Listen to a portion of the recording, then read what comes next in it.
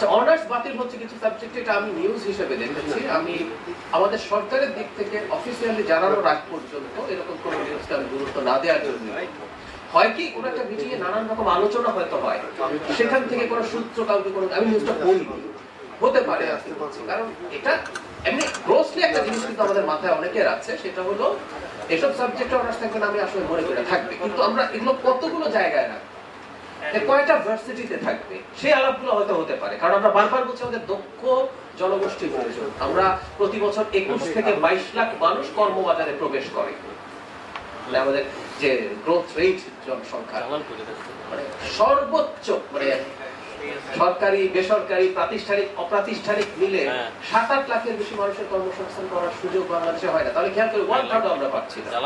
সেই কারণে হয়তো এই ফোকাসটা হবে, কিন্তু আমরা সরকারের দিক থেকে বলার আগ পর্যন্ত আমরা মন্তব্য করব। আর আপনার অন্য যে প্রশ্ন, ছাত্র সংসদ নির্বাচন দেশের সব ইউনিভার্সিটি এবং সব কলেজে, বড় কলেজগুলোতে পর্যায়ক্রমে ছাত্র সংসদ নির্বাচন হবে। আমরা দায়িত্বে এসেছি, আপনারা জানেন অনেকগুলো ভার্সিটিতে আমাদের নতুন ভিসি নিয়োগ হয়েছে, আরো কিছু ভিসি পরিবর্তিত হবে, তারা যাবেন, তারপর তারা সিদ্ধান্ত নেবেন।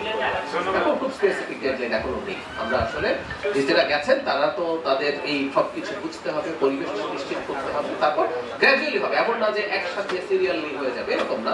যে ভার্সিটি প্রস্তুত করে করছে তারা করবেন, তারপর কি করার জন্য। কিন্তু সরকারের নীতিগত অবস্থান হচ্ছে এই নির্বাচনগুলো হবে।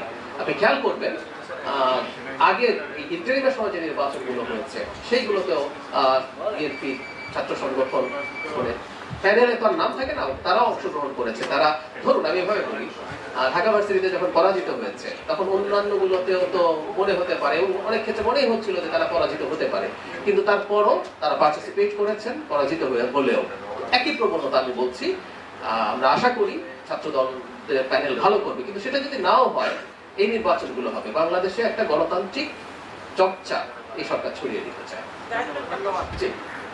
প্রথম প্রশ্নটা হলো যে যেটা আপনি বলছেন যে হাসপাতালের